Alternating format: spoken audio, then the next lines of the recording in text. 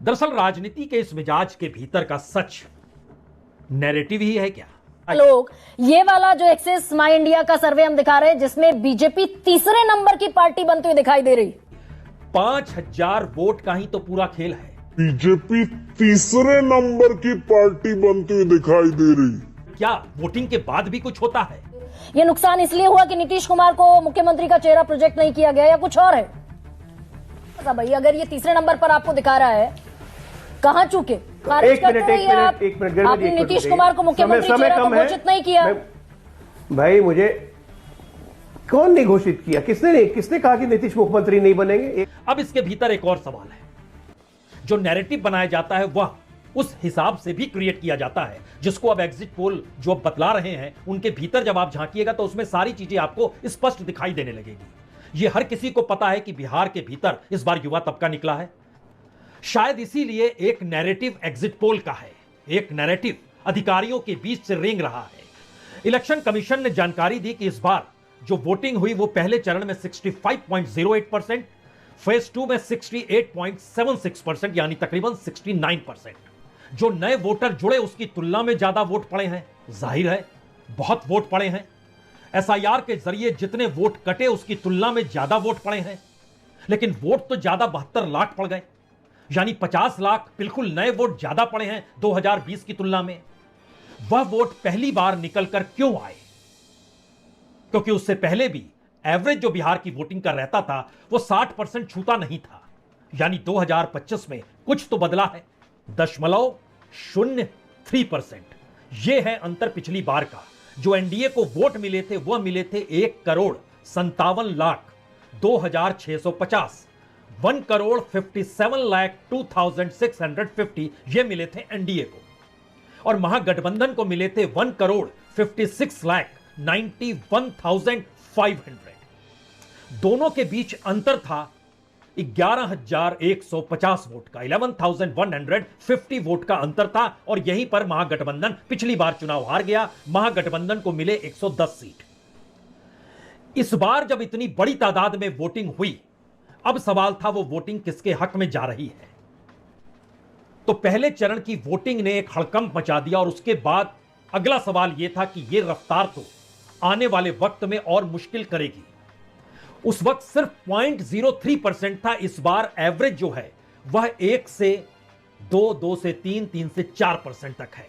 अंतर जो है परसेंटेज ऑफ वोट का एनडीए और महागठबंधन के बीच में। यहां पर एक बात और जहन में रख लीजिए, अगर 2% का अंतर वोट का हो जाए तो 18 से 30 सीटें एक झटके में महागठबंधन की कम हो जाएगी या कहें बढ़ जाएगी एनडीए की। और एवरेज एग्जिट पोल में यह लकीर खींची गई कि दरअसल 1% से लेकर 3% तक का तो अंतर है ही, और 1% से 3% का मतलब यह है कि 18 से 45 सीट का अंतर होना ही है। तो पहला नैरेटिव जो होता है वो परसेंटेज ऑफ वोट को लेकर होता है। दूसरा नैरेटिव जो बिहार के भीतर सबसे बड़ा नैरेटिव है वो है महिलाओं का नैरेटिव, और इलेक्शन कमीशन ने कल जारी किया। जो उसे पहले चरण के बाद करना चाहिए था उसने नहीं किया। दूसरे चरण खत्म होने के बाद पहले चरण का जारी करके बताया कि दरअसल महिलाओं ने पहले चरण में 69.04% वोट डाला और पुरुषों ने 61.56% वोट डाला। दोनों के बीच अंतर लगभग 8% का है, और दूसरे चरण में महिलाओं के वोट और बढ़ गए। वो 69 था तो दूसरे चरण में महिलाएं 74% पर आ गई, 74.03% पे। अंतर उसी 10% के इर्द गिर्द महिलाओं का अंतर पुरुषों की तुलना में होकर खड़ा हो गया, जो सीधे तौर पर यह बतलाता है कि दरअसल जो व्यापक अंतर परसेंटेज ऑफ वोट का बढ़ा है वो महिलाओं की वजह से बढ़ा है। लेकिन इस बार बिहार में वोटर लौटा नहीं है, बिल्कुल एक नई ताकत के साथ मैदान में उतरा है। और वो नई ताकत क्या वाकई महिलाओं के साथ जोड़ी जाए, परसेंटेज ऑफ वोट के अंतर के साथ मान लिया जाए, तो यह एक शॉक एब्जर्वर या फिर एक सहमति बनाने की कोशिश चुनाव परिणाम से पहले होती है, क्योंकि इसके भीतर अब अधिकारियों का रोल भी बड़ा हो जाएगा। 5,000 वोट का ही तो पूरा खेल है, सिर्फ 5,000 वोट का खेल है। 5,000 वोट के दायरे में अगर 90 सीटें आ रही हैं जो पिछली बार आई थी, यानी 5,000 वोट अगर माइनस हो जाते जीतने वाले के हिस्से तो वो हार जाता। और इस दायरे के भीतर तो 1000 वोट, 2000 वोट, यहां तक कि 12 वोट का भी अंतर आया, 200 वोट का भी अंतर आया, 307 वोट का अंतर भी आया, 435 का भी अंतर आया, 567 का भी अंतर आया, 612 वोट का भी अंतर आया, 870 वोट का भी अंतर आया। यह भी अंतर आया है जो बिहार के चुनाव में पिछली बार हुआ। इस बार ऐसा नहीं होगा। अब इसके भीतर एक और सवाल है। जो नैरेटिव बनाया जाता है वह उस हिसाब से भी क्रिएट किया जाता है जिसको अब एग्जिट पोल जो अब बतला रहे हैं उनके भीतर जब आप झांकिएगा तो उसमें सारी चीजें आपको स्पष्ट दिखाई देने लगेगी। यह हर किसी को पता है कि बिहार के भीतर इस बार युवा तबका निकला है। तो 18 से 19 साल की उम्र के बच्चों ने जो वोट डाला वह एनडीए को नहीं दिया, नीतीश कुमार को नहीं दिया, क्योंकि उनकी हालत जन्म के बाद से उन्होंने देखा समझा परखा है। और जो 16 और 17 फॉर्म भरकर लगभग 20-21 लाख नए जो वोटर आए, अगर उन्होंने ज्यादातर वोट 1% ही सही, जो 1% का मार्जिन दिखाया जा रहा है एग्जिट पोल के भी, उस आंकड़े के हिसाब से जो पहली बार वोट डाल रहे थे उसमें उन्होंने 46% वोट जो है महागठबंधन को दिया और 37% एनडीए को दिया। तो जाहिर है यही आक्रोश तो पटना की सड़कों पर था। उसके बाद आता है 20 to 29 जो बेरोजगारी के लिए सड़कों पर है, लाठी खा रहे हैं, उनका परसेंटेज भी महागठबंधन के पक्ष में है, तकरीबन 44%, जो एग्जिट पोल के भीतर से निकल कर आया है। लेकिन इसके बाद से खेल पलटना शुरू हो जाता है। उम्र 30 से लेकर 70 तक अगर आप चलते चले जाइएगा तो एनडीए के हिस्से में 43% से 51% तक वोट जाते हैं और दूसरी तरफ महागठबंधन के हिस्से में 35 से 42% तक आते हैं, यानी उसके नीचे हैं एनडीए के पास। युवा बट गया। 18 बरस से लेकर 29 बरस तक का युवा तो महागठबंधन के साथ, लेकिन 30 से लेकर 70 प्लस सब एनडीए के पास।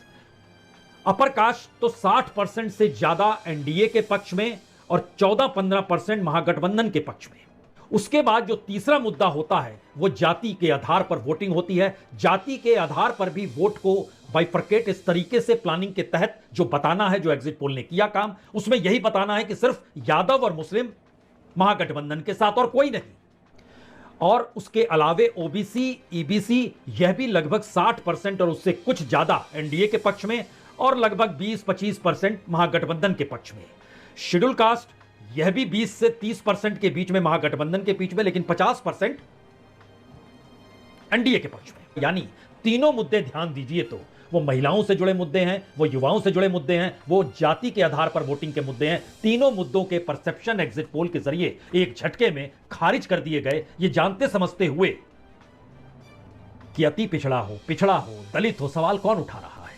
ये जानते समझते हुए कि बेरोजगारी हो, युवाओं का संकट हो, सवाल कौन उठा रहा है। एक नए तरीके की नई परिस्थितियों के बीच एग्जिट पोल भारत के भीतर एक फोर्थ स्टेट के तौर पर नहीं, बल्कि डेमोक्रेटिक अनडेमोक्रेसी के एस्पेक्ट से एक नई परिस्थिति में खड़ा हो गया है। उसे कौन कैसे किस रूप में परखे खत्म करे, शायद यह अपने आप में एक सबसे बड़ा सवाल है। लेकिन फिर भी इंतजार तो कीजिए 14 तारीख का ही। बहुत बहुत शुक्रिया, बहुत बहुत शुक्रिया।